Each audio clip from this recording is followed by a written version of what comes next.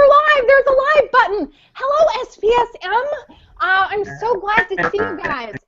I am completely overjoyed and overwhelmed at the amount of social media activity that I have seen during National Suicide Prevention Week 15 and on World Suicide Prevention Day. There was no way that, considering I was out creating my own outreach, that I could possibly attend a fraction of it. And this is such a far cry, even from a couple of years ago.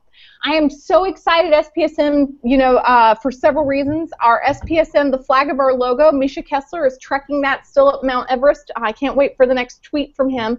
And in addition to that, Jonathan Singer, Mr. Zing, was sharing with us that Google searches about the word suicide went up 30% this week.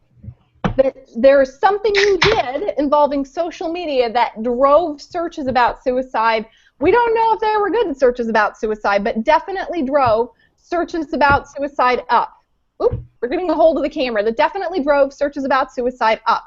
And the social media is working. It's having a noticeable impact on the World Wide Web. You're so skillful. It is, I saw things for the first time this year that just gave me such hope and pride in my profession for being, better than a year ago, that in a way that was tangible. Way to go, because many of you in the community who are here on Sunday nights are the people that drive this. Tonight, we have a really special show for you. I feel like I say this a lot, but we really do put some thought into what we create. We have Dr. Stephen Stack with us. We're going to do some reaction videos, and we've futzed with the technology. We've learned a new trick tonight. We're going to see how it goes. But before we do more of that, I want to introduce you to my partner in crime, and the crime in my partner. This is Dr. Bart Andrews. Good evening, everybody. And April, I agree with you. The amount of traffic on Twitter, the amount of activity, we're changing the world. I think one of the things I'm really excited about is that mental health professionals and advocates, people with lived experience, and I think people with lived experience have been quicker to embrace social media than, don't you think? But I think that they're starting to lead the way. And people are really it's starting to blow up. I think that as we were talking about, my wife, she'll get 1,500 faves and 900 retweets on a joke tweet. We should be getting that kind of activity on some of this really cool stuff that's coming out in the suicide prevention field, and so that's our dream, and we're going to move for that. So one of the things that I've got to do a little self-disclosure here tonight. It's day 2 for me without hair gel. I know, you look great. I've been on the hair gel for quite a while. I'm trying to get off. 20 years is a long time, Josh. It's the hair gel addiction is a serious thing. The struggle is real. So it's all right, but it feels light and feathery and weird. So if I start seizing, you'll know it's nothing to worry about. And can you introduce our guest? I would be glad to introduce our guest, who does amazing stuff. Dr. Stephen Stack, who has written the only book on suicide in film. There's one. Just one here tonight. So what that means, I think, and one of the things, I think this is why this is so special, this is the premier expert on suicide and media and film, and we're bringing him on SPSM. So please welcome Dr. Stephen Stack. We've got a great show for you. Dr. Stack, why don't you tell the people hi and tell them a little about yourself? Oh, well, let's see. I've written 318 articles and chapters and 3 books, and most of them are on the risk and protective factors for suicide. My wife and I have watched about 1,700 suicide movies, and we've lived to tell about it. And you have to go back and explain, because we were talking about this before you came on the chat, and I had read the book. I did the review for AAS. We've linked to that in some of the tweets. You got to check that review out. It's a really good book. It's it's pretty data dense. I mean, you didn't just sort of watch and write like a 10-page essay. You watched and coded 1,300 and then now 1,700 movies very intensely. And so the question that I had for you was, what could compel you to do that? Oh, yeah. Well, back in around 2004, I hurt my back and I had to give up long distance running. So as a substitute, I got an exercise bike. And it's very boring riding an exercise bike for hours, couple hours, like 5 times a week. And so I decided to watch movies. And since my main interest is in suicide, I thought I may as well make them suicide movies. So that's what I did. And I got my wife interested in it, and we would watch like a half hour each night, every night, 300 nights a year. So over the last 14 years, we've been actually able to watch about 1,700 suicides. Wow. So so that people get a sense of how important what you did is, because this is you on a recumbent bike with your wife every night for years. You guys have to read this book just because who does this? This guy does this. I was doing Suicide Prevention Week, as many of you were. We've been talking about suicide, doing a lot of outreach and presenting. I come home late after a night of doing that. I throw myself back on the big beanbag. My husband puts a movie in, and sure enough, it's Seth, what's his face, bromance guy, and he's in an inpatient ward, and he's discussing his suicide attempt, and I moan, and I said, I just can't. I'm so tired. I can't. Let's please put on something else. You did this every night. Didn't your wife ever have a comment about that? Well, yeah.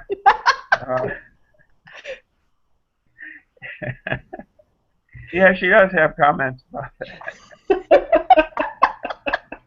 What does she say? Oh, well, I'd rather not, talk This is much SPM. about that. You can say it. Go for it. Well, she says that, other than myself, she's watched more suicide movies than anyone else on the planet, probably. So that's quite a distinction. It is. Your That's wife one of the is things cool. she says. Oh. Seriously, that is amazing. And everyone can, if you can please tweet some love to Dr. Stack's wife. Can you just give a shout out to your wife? Give us her name so they can give us her gratitude, because when you read the book and you hear the data. Yeah, she's the co-author of the book. I'm the lead author, and she's the second author, Barbara Bowman. She made it all possible. So tell us what you did while you were watching these movies. Like, give us a sense of what your methodology was. Well, we have a code sheet that's 2 pages, and we code things like the age, the marital status, the race, the gender, the occupation, whether or not there was a funeral, whether or not you see a dead body, whether or not you actually see the suicide scene. In a lot of the movies, you just hear a gunshot and you don't see a dead body or anything. But the most important thing was the motives. We have 96 different motives for suicide. Excuse me? Yeah, 96. You heard him, people. 96 movies. Watched 1,700 movies for over 14 years with his wife, who is a gem, codes 96 motives for suicide in cinema. When was the last time that you read a scholarly article listing 96 motives for suicide? Wow. Dr. Stack did this. So tell us a little bit about some of that. Well, like death is one of them. So you can code like death of a spouse, death of a child, death of a relative, death of a friend. So some of them have like multiple like little categories underneath them. Then there's the psychiatric motives, depression, schizophrenia. We're really big on social motives though, because the movies are really big on social motives. About at least half of your movies get into things like unemployment, intimate partner problems. 25% of the movies involve intimate partner problems like domestic violence that we'll see in the film clip, The Great White Hope.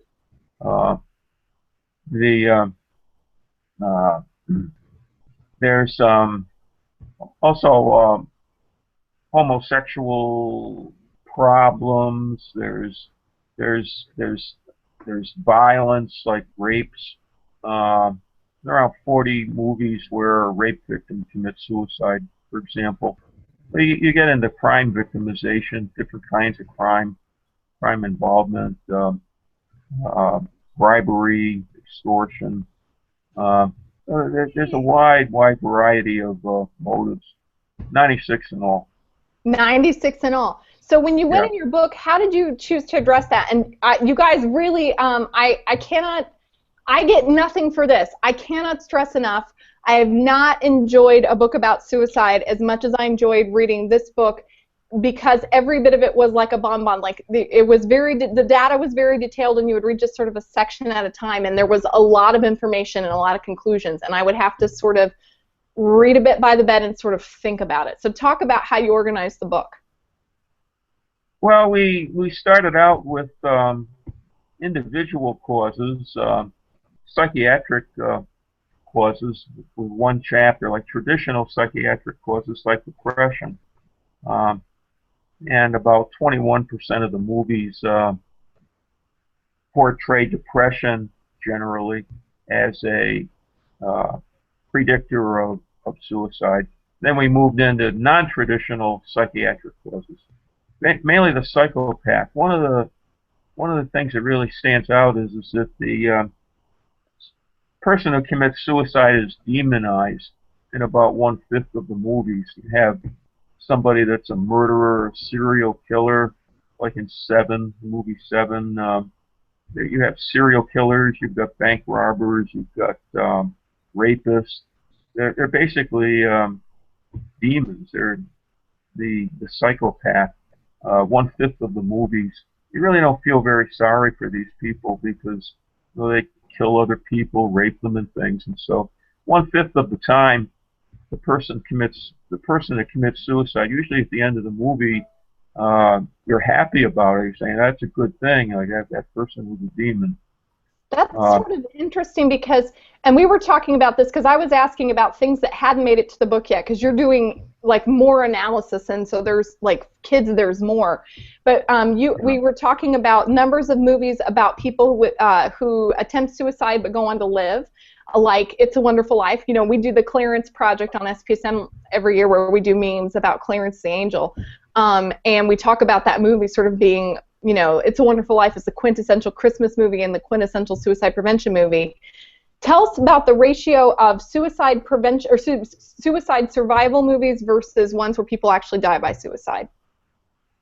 The American Film Institute lists about 2,000 suicide completion movies. That goes back to like the year 1900.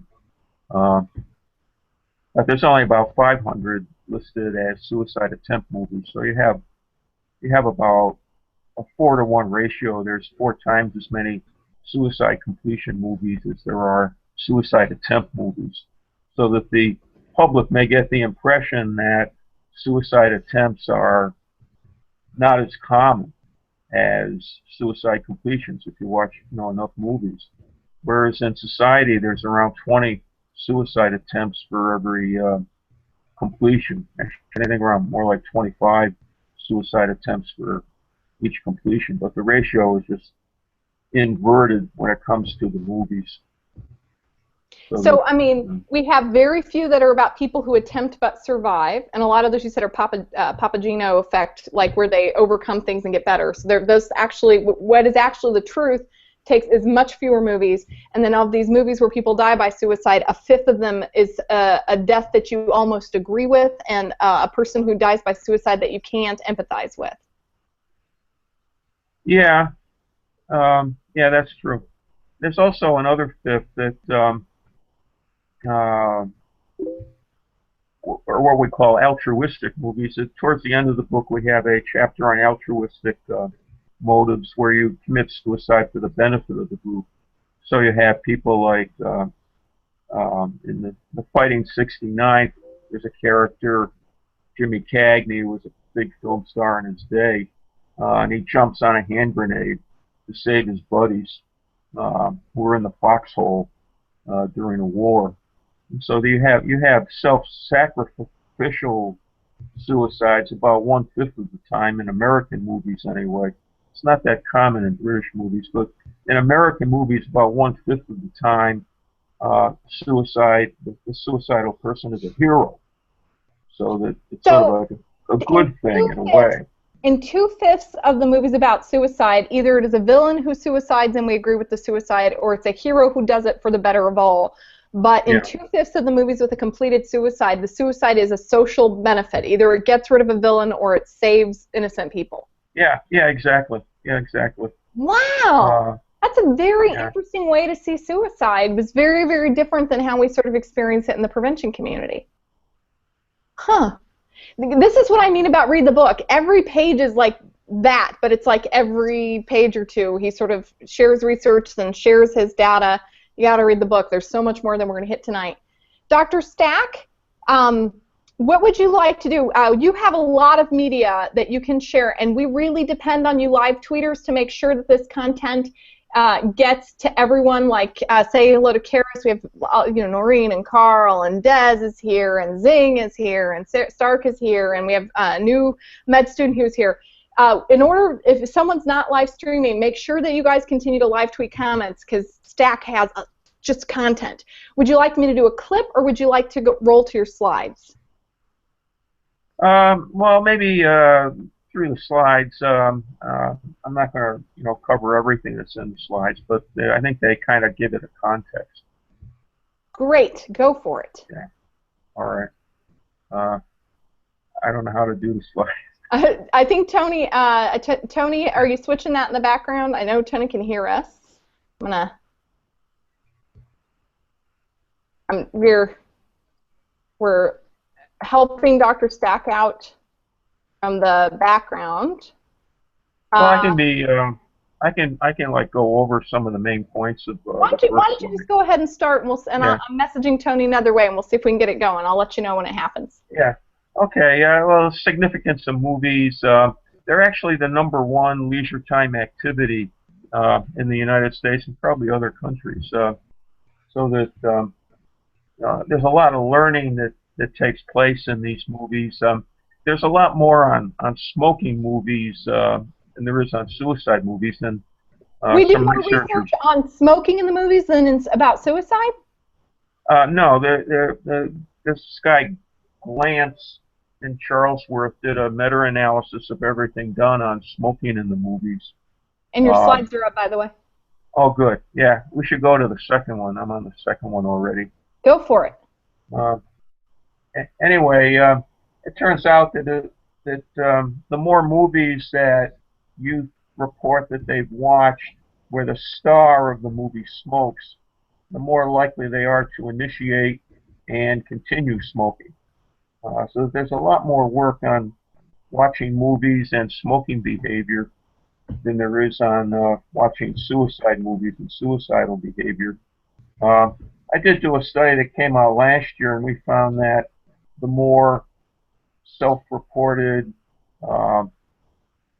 watching of suicide movies, the higher the risk of having attempted suicide. This was a study done at the University of Illinois on a large number of college students there. For each additional suicide movie watched, the odds of a reported suicide attempt increased by 47%. That's actually quite a bit. What? Yeah, the most deadly movie was what was it called? Last Days, I think. It was about Kurt Cobain. The students that had watched that were substantially more likely to have been suicidal. Is it a self-selection, like people who are suicidal pick movies that sort of sympathize with the suicide, or is it that the movie, watching the movie, risks are even before the movie, but after the movie there's more risk? I think it's both. We weren't able to unravel that. Like movies sort of reflect, I think, probably what's already there to an extent, but then they can also nurture it along and maybe magnify it. That's a really good question. We don't really have a good answer to that. In the smoking literature, though, they were able to isolate that the more smoking movies where the star smoked, that a young person had watched, the more likely they were to initiate smoking at follow-up, like a couple of years later, or to continue their smoking behavior. couple of years later. So there is a cause and effect relationship over time when it comes to watching smoking movies, and that suggests that the same sort of causal effect might be operative for the suicide movies, but we don't really know that for sure yet. Wow. So, okay, so the movies are also really important because you have artistic mechanisms like body language. There's images, moving images, facial expressions, changes in tone of voice. All of these things are easy to do in film. So there's a lot of artistic mechanisms that can motivate behavior. Yeah, so that's in the movies. that sort of implicit persuasive channel that they talk about in social psychology, which is it's not often facts and figures that persuade us, but things that we're just not aware of. So when you're watching a movie, you're learning so much on a level that's really not factual and prima facie, like up front. Yeah, we'll see that in the video clips. That's one of the main points I try to make in the video clips. So, as we've already pointed out on this slide here, the present study is based on 1,400 cinematic suicides. We also compare the incidence of various suicidogenic conditions like death of a loved one or unemployment in the movies to the percentage of movies in the real world. So I think something, about 11% of your suicide movies portray job problems as contributing to suicide, and then it turns out 10 or 11% of the suicides in the real world are linked into job problems.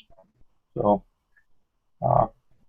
we can go on to the next. Do you want to go to slide? It should be. Yeah. No, we're almost there. Okay. Warning. There's a warning. Would you please read the warning to everyone, because we put some trigger warnings in the tweets, but we are going to be showing some clips. We want you to just make the best judgment for yourself, but we are going to show clips that look at suicide, and we are going to talk about memes. And do folks know how that they can watch the clips, April, so that... Yes, make a quick announcement. There are 2 ways you can get links to the clips. So on the website, right? There's a link to all the clips. Mm-hmm. Right? So if you go to the blog page, so spsmchat.com, you will find this blog is up, and it will list the movie that it matches in the clip, and they won't be quite in order probably tonight, and we don't know if we'll get to them all. But we're going to talk about those, and then if you're watching live stream on the YouTube, you will also have that same list of labeled clips. And so you can either, you'll be able to hear the sound. We couldn't get it to where you could watch the video. We tried. I've learned a whole new set of controls for you because in the middle of a busy week, because of love that I have for you, and Bart will tell you that I was really sweet about it. But we could only get you sound. We can't get you video. So we'll be able to see, and Dr. Stack will be able to see and react, and you can watch along also on that list. Excellent. Dr. Stack? Okay, so the first, we can go right into the slides on the videos. The first one's on intimate partner problems. 25% of the films link suicide to a intimate partner problem, like divorce or domestic violence. 27% of the suicides in the real world are also linked to these intimate partner problems. The first video clip is The Great White Hope.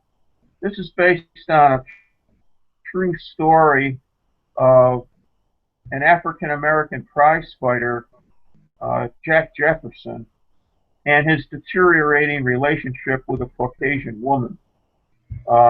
He was a champion prize fighter, like this was about 100 years ago.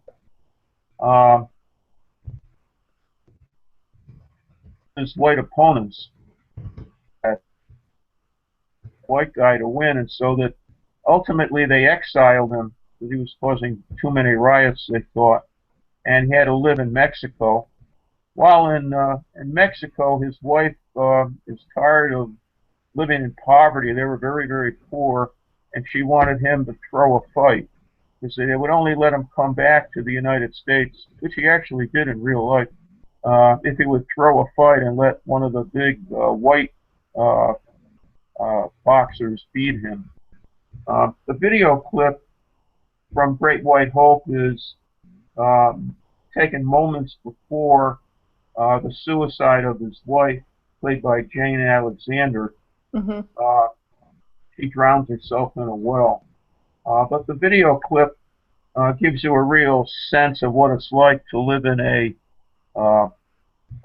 intimate relationship marked by a lot of violence. The violence is sort of maybe toned down a bit because he just hits her with a towel, but the verbal violences and the body movements and so on. It's James Earl really, Jones. You don't. It's not subtle. Yeah, yeah. It's not subtle. Okay. I've never seen James Earl Jones grab his crotch before, but there it was. Yeah. Kids like click on. I don't know what it was about that where I was like, oh. I was like, it's pretty intense. Do you want me to cue the clip up? Yeah, we can put the clip up now. Okay, I'm putting it up right now. We're gonna see if it works. Oh look, welcome to YouTube Hangouts. All right.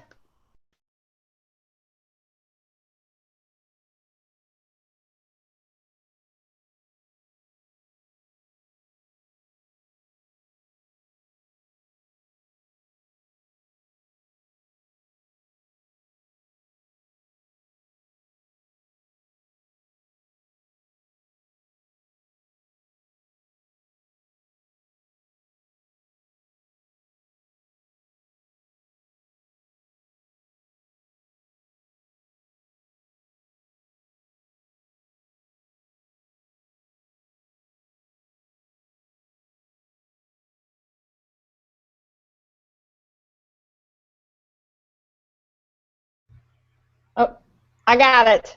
Okay. Go ahead. All right. I still react to that. It's not what I want to see James Earl Jones do. Yeah. Okay. It's a very powerful scene. It really drives home, I think, what it's like to live in, a marriage marked by domestic violence. It's very scary. So that's a social factor which actually does contribute to a good number of suicides every year. About 25% of suicides are marked by intimate partner problems, and domestic violence is one of the key ones. We can go on to the next. They said what clip is going on, and the crowd goes silent. So when we were playing this. When we did a test before, you could hear but not see. If you want to know what that clip is, it's Great White Hope. It's on the blog list and it's on the YouTube. But basically what happens is you see the boxer character who is in a conflict with his wife, and he's hitting her with a towel, and he's being asked to throw a fight that he does not want to throw. And he grabs his crotch and says, "I'm not giving this to you. I'd rather cut it off first." And he's very angry, and it's really alarming. And then it's followed by suicide, which we don't see in the clip. Yeah. All right. So that's one of the understandings you can get out of film, like through the body language and the talk and the violence. You can sort of like get a better understanding of how an intimate partner problem might drive some people some of the time to suicide. The next one has to do with legal problems. Legal problems account for about 12% of suicides in the real world, but they're a really understudied area in I'm sorry, say that again? 12% of real-world suicides involve legal problems? Yeah, legal problems.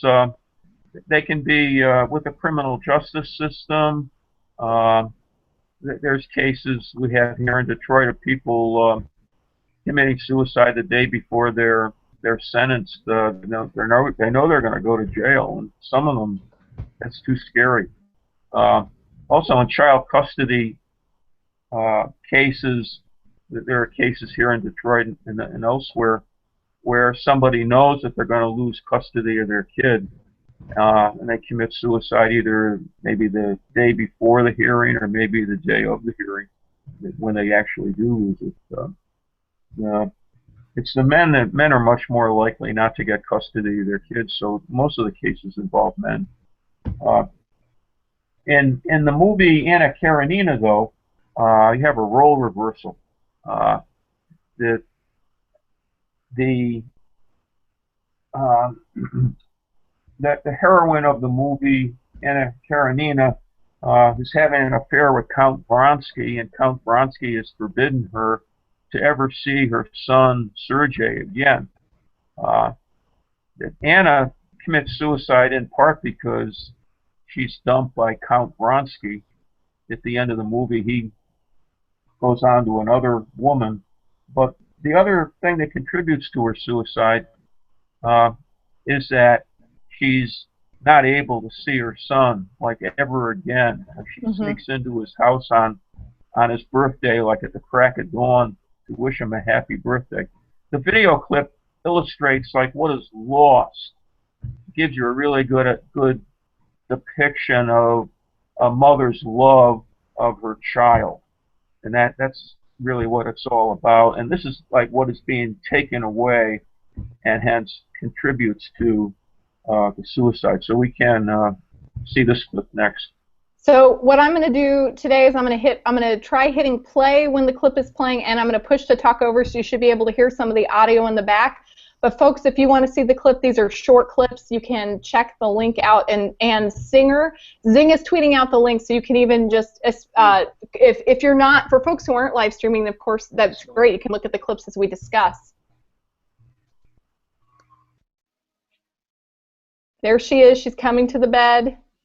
She sees her little baby. She's hugging him and she's kissing him in the bed, just like, you know, if you were to see your kid. And the kid's like, "Of course you've come to my birthday. I knew you wouldn't miss me." And the mom is like, "Of course I'm here." How much she loves him.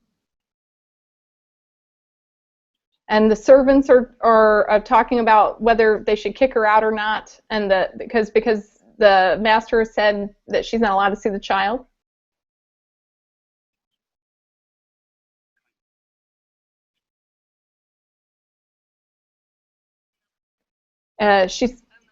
She's in the bed, like, you know, cuddling and holding her son, and she's just so happy to see him.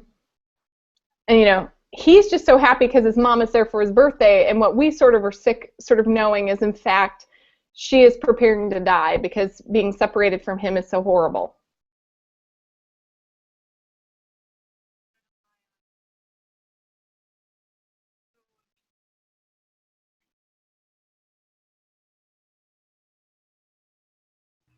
That Okay. his mother was dead. She really wasn't dead. Oh, she doesn't die? So we can get back. Oh, no. Like the father has told the son that the mother's dead, but that was a lie. Oh, got it. Yeah. I was going to say, I'm Still alive. She's not dead yet. I'm missing the film clip business. So we're trying a couple ways around this, and so some of this is working and some of it's not. So they're responding to it on Twitter. But go ahead and talk a little bit about separation from child. I'm thinking of my patients that I serve who are at high risk for suicide, and several of them do have legal issues, and several of them do have separation from children because their mental and behavioral health dysregulation has meant that they're not safe to be with children, or partners have illegally withheld contact from children, and it's extremely painful. How does it go down in films? Well, there are actually a great number of films on child custody issues. This is actually the best clip I was able to find. But in real life, it is a factor. We think it affects men more than women, though, because men are the ones that generally don't get custody in divorces in the real world. Jonathan Scourfield found the same pattern over in England. He's a friend of mine. He's written on this. He he analyzed 100 cases, and there were something like around 5 where it was a man, father, committed suicide because he was not able to get custody of his children. So it may be more common, perhaps, in the UK than it is here. But anyway, I think we should maybe move along the death of a loved one and other social cause. Mm-hmm. That film is pretty accurate on this. 7% of the suicides in the real world involve death of a loved one. And it's usually a violent death, something that is unexpected, like a homicide, a car accident, or sometimes a suicide. And in film, 7% of the suicides involve death of a loved one. And these are almost entirely sudden violent deaths. It's not just any death, like somebody dying of cancer over a period of, say, like 6 months. It's not like that. It's like homicide, or somebody dies in a tragic accident. It's usually like a sudden, very shocking event. In the film clip, this is one of the best film clips. The actor is Ben Kingsley. He's a this was hard for me to watch. This is horrible. Yeah, you may not want to watch this one. This one's got blood. And if you're a parent, it's pretty tough. This is a tough one. It's a tough one, but I think it's realistic in the sense that when you lose somebody, especially in a homicide, perhaps, it's so unexpected. It seems so unfair. It can, in some cases, contribute to suicide risk. In this particular case, there's a lot of comorbidity because Ben Kingsley is downwardly mobile. He used to be really rich, and he was a colonel in the Iranian army. He comes to the United States, and he's poor. He works 2 jobs. He has all of his hopes put into his son. He figures the son will restore the honor of his family. He wants his son to be a doctor. And then his son is accidentally killed by the police, and it just destroys the father. So maybe we should let it roll. I think folks want to get a second to like kind of coordinate. So what we're doing is we're going to the House of Sand and Fog clip, and so we're going to start the clip on the count of 3. You give the 3, Bart, and I'll do it. And everybody, I'm leaving Bart's face up so you can watch reaction. All right, are you ready? 1, 2, 3. So we're watching, there's a gunshot, you see the body, the father's screaming, he's bereft, he's grabbing his son, the son's bleeding profusely, and the father is horrified and trying to stop it. One of the police officers is trying to get everyone to move faster to stop the bleeding and save the son. The father screams, "I want only my son. I want only my son." They're pulling the father away. It's just horrible.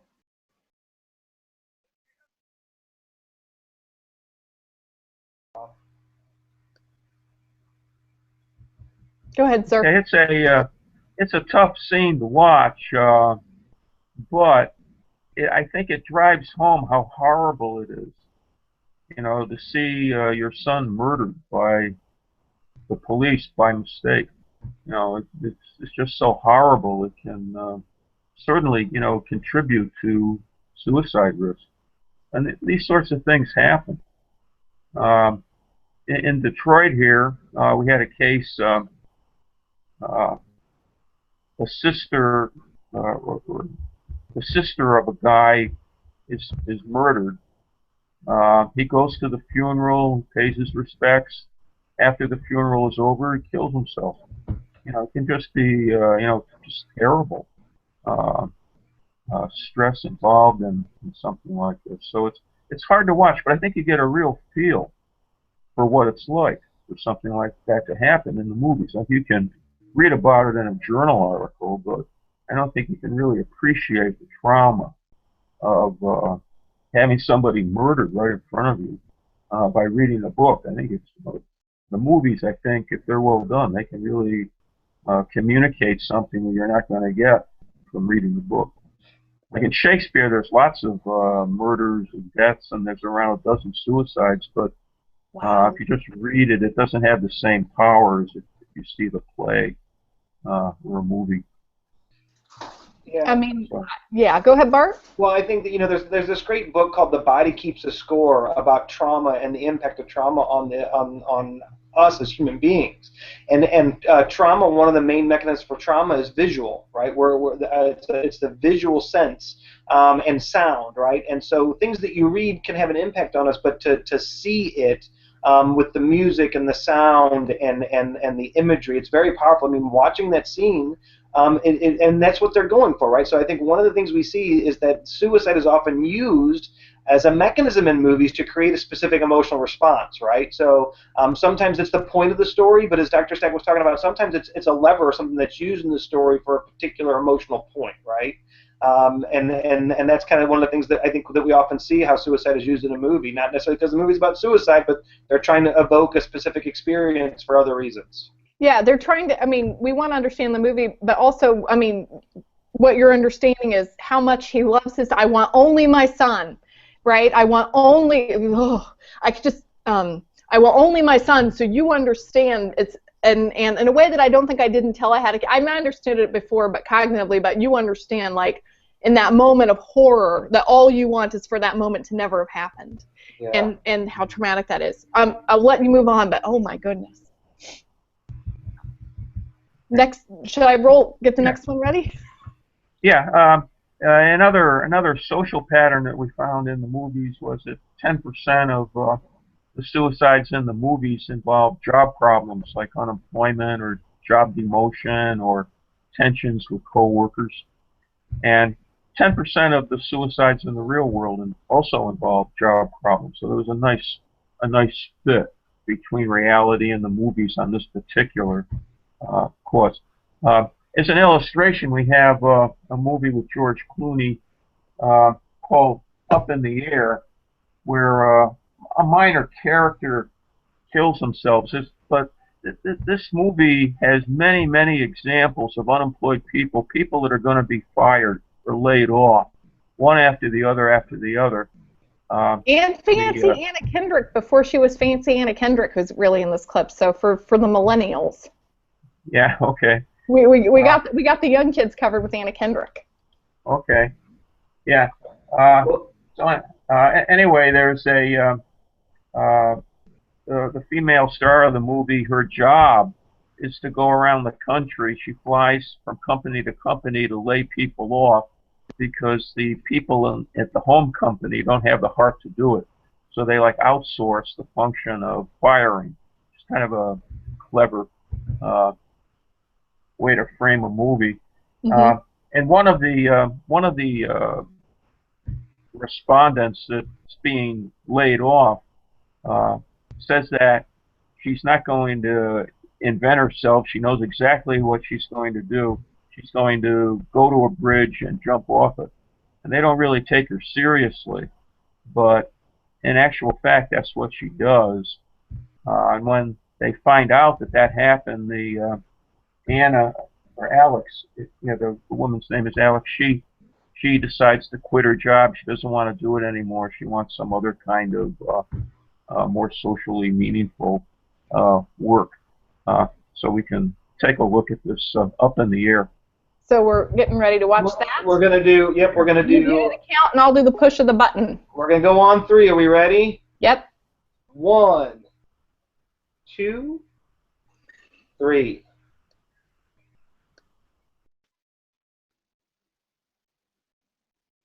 And so she is getting sort of nervous and talking about firing this woman, Anna Kendrick. And the woman walks in and says, I'm here to be fired. I know what's going to happen. And Anna Kendrick gives her a bullshit line, we're here to talk about your future. They discuss the severance packet, and that woman interrupts her and says, this is no good, basically, is what she's about ready to say, because the severance package is not great.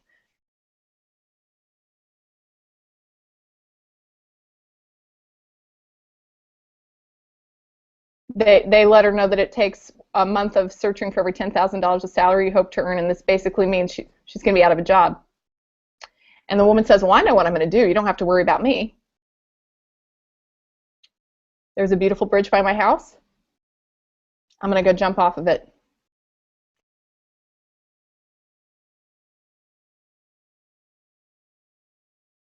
And like often is the case, when somebody says that they are thinking of attempting suicide, they just don't believe them. Like the woman playing the person getting fired is very frank about killing herself. I can't hear anything.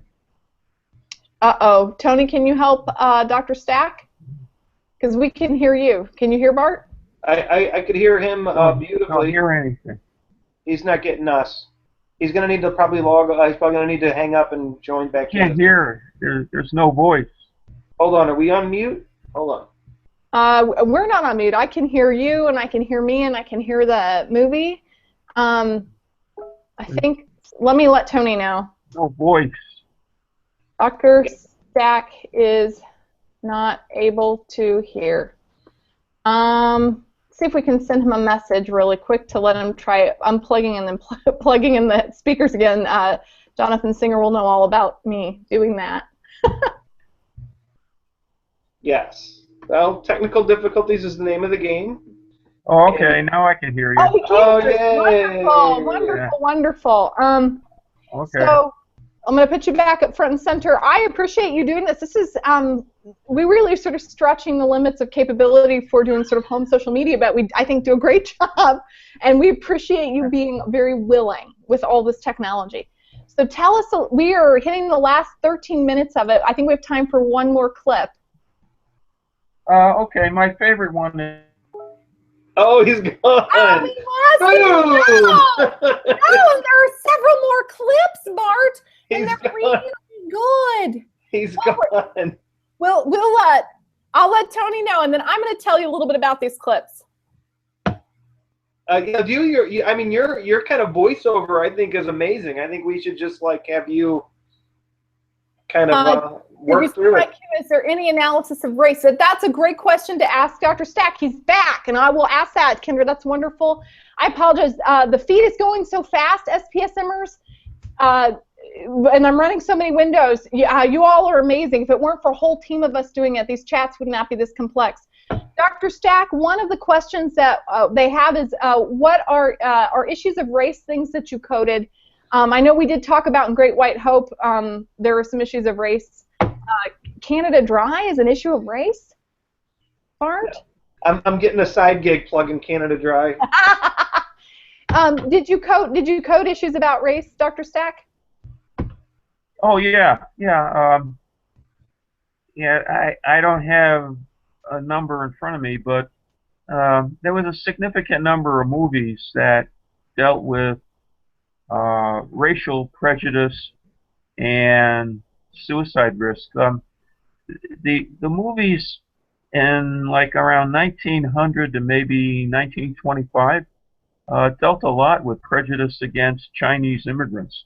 There were some really powerful movies where prejudice against the Chinese contributed to their suicides. Broken Blossoms was probably the most famous one. You can get that on DVD, and it came out in 2 different versions. Somebody please find a link to Broken Blossoms. Sorry, I'm speaking to the chat. Keep going. Yeah. Racism, like against Native Americans, also comes up in a lot of the movies, and that's more of a continuous theme. That there's not that much, though, on racism against African Americans, which is really interesting to me. That black suicide or African American suicide is not a not a major theme in the movies, but and I haven't analyzed those movies yet. That's one of the things we didn't do in the book, but we wanted to compare suicides of African Americans and Native Americans and Chinese Americans. Kendra, there's only one analysis in one book and 14 years of coding. I think you need to help a gentleman out. See, she's a Oh, researcher. I'm just yeah, yelling. we have the data, but we haven't analyzed them yet. Zinger wants to know. We've got 10 minutes. Zinger says, of all the clips that are left, what's your favorite clip, and can we please do that? Oh, the shooters with John Wayne. I was going to agree about that. That would have been the one I would pick. I'll queue up the Yeah. shooters next. I love John Wayne movies.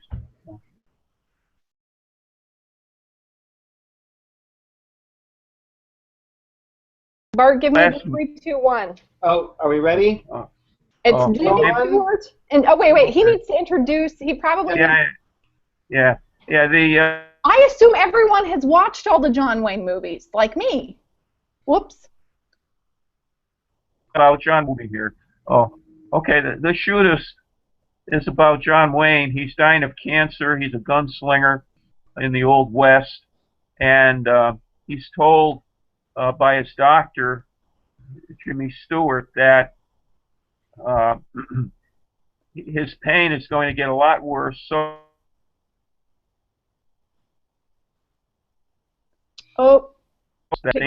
he's there. And anyway, he tells John Wayne that he should not die a death of agony like that, but he essentially says that he should probably go the way of suicide.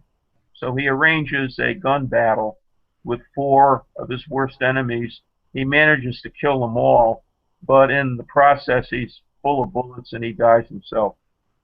So this is, I mean, he's going on, quote, a suicide mission. So it's sort of the theme of a suicide mission. But also it is John Wayne and Jimmy Stewart. So I'm gonna put this clip on, Bart. You're gonna give me the countdown. I am ready. On 3. 1, 2, 3. So Jimmy Wayne is the doctor, or Jimmy Stewart is telling John Wayne, the pain will become unbearable. No drug will moderate it. If you're lucky, you'll lose consciousness. And until then, you'll scream. John Wayne is getting up, holding his hat. Jimmy Stewart apologizes for being so blunt.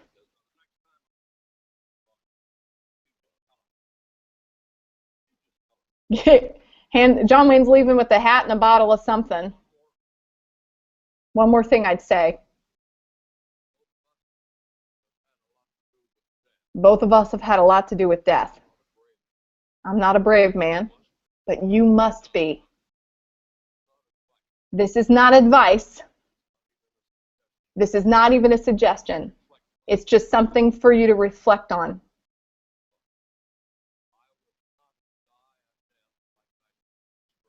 I would not die a death like I just described to you, John Wayne. Not if I had your courage, which is what a message about suicide that is. Thanks, says John Wayne. I don't think he meant thank you.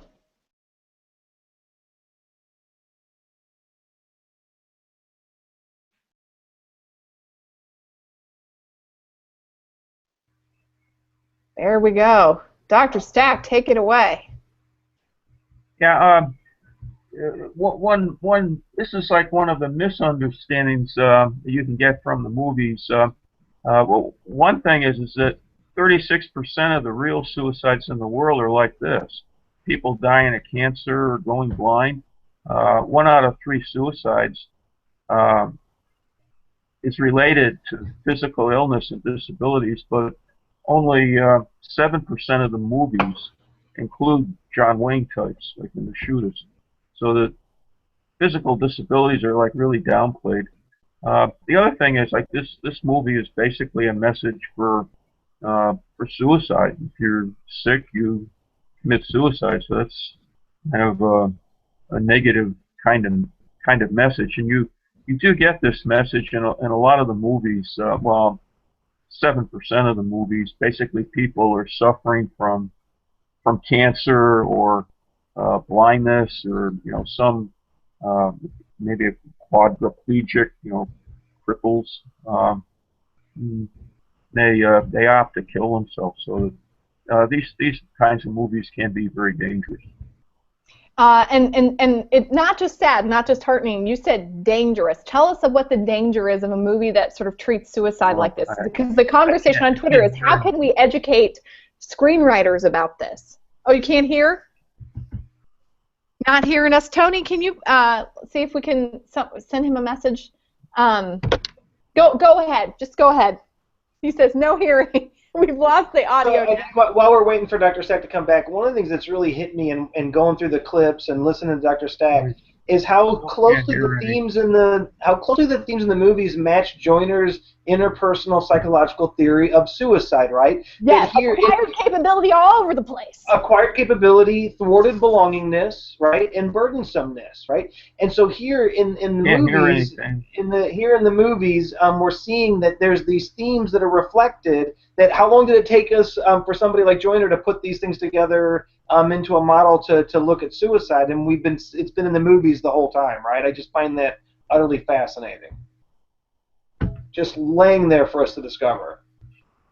And when people are talking about educating film writers and screenwriters, which I'm all about having a dialogue with them. And of course, we have Lisa Klein with the S Word, the Suicide Documentary, who is a documentary maker. She's a filmmaker, like talking about making a film about suicide and about sort of the treatment of that and about the issues. And I've let Tony know. Is there a way we can write on? Do you have a paper to write on to let Dr. Stack know? I think maybe I can give him a chat. Tony's taking him out. There we go. Tony's taking him out and bringing him back. But my suspicion is that this is a topic. This is sort of the premise that SPSM is based on. That suicide is a topic that is meaningful to many people, intensely personal. They want to talk about it. They are talking about it. It is a topic in movies. But we have absented ourselves from the conversation so that we have not educated screenwriters. We have this whole group of people on Twitter, Dr. Stack, who are watching the Shootist, who are watching these movies, listening to your commentary and saying, maybe we need to develop a relationship with the film industry to talk about suicide more. Go ahead. Can you hear now, sir? Still can't hear anything. Oh, I'll let Tony know. That was a great question, too, April. So but I think it's a good. Here's my challenge. He can't. It's so hard because he wants to tell us. He's got something to tell us, April. I know. It's right. He wants to tell us. And I'm afraid of doing anything to him, to his account. I'm sorry. I think it's a good fear, April, and the group is going to support you in not doing anything to or with Dr. Stack. I just don't want to accidentally eject him. Yeah. Like I've done in the past. Please don't eject Dr. Stack. Oh, you did it anyway. We're getting the last 2 minutes for final thoughts. This is much like when we had Dr. Stack for 30 minutes. I'm going to do final thought first. If you want to then bring us out and outro us, Bart, would that be okay? I love to outro people. It's my favorite thing. That's what I've heard. Let me tell you. If we've just given you little tastes, like if you the book every page is like this, like you read a couple pages and it's like a thunderbolt. When somebody spends 14 years collecting data and it's the only one and it's about movies, many of which you've seen, and a new take on it, and it compares the movies, each section of the book looks at the movie, it analyzes the movie, and it compares it to in real world data, and it does it piece by piece, and it just doesn't stop. And it's a very compelling read every couple of pages. Very few books really are compelling reads about popular entertainment while loaded with a ton of data on a topic that you're passionate about. Get the book, but I do recommend don't plan to read it quickly. Plan to read it a few pages at a time. Put it by the bed. We're doing final thoughts, Dr. Stack. We're hitting the last couple of minutes. If you were going to help people sort of orient themselves to the topic of suicide in the movies, what would you want to tell people? He still can't hear. Go ahead, outro us, Bart. We're going to call it quits. Final thoughts are, first of all, April, I just had to say, your live recitation of the film clips was incredible, and your live reaction watching you watch the movies was truly special. What a treat. My final thoughts on this is that we've historically scientists have discounted literature and art and its role in human behavior and its role in understanding people better. And I think Dr. Stack's work is an excellent example of learning about the human experience, about suicide through our art. And I think that innovation and that approach, this is a great merger of how we can learn and get valuable information about a very important scientific topic and treatment topic through our art. And I think that was so powerful, and I'm so glad he could join us. So what an amazing show. Absolutely. You can connect with Dr. Stack by Twitter. You can connect with him at Wayne State by email, and there's information in the blog.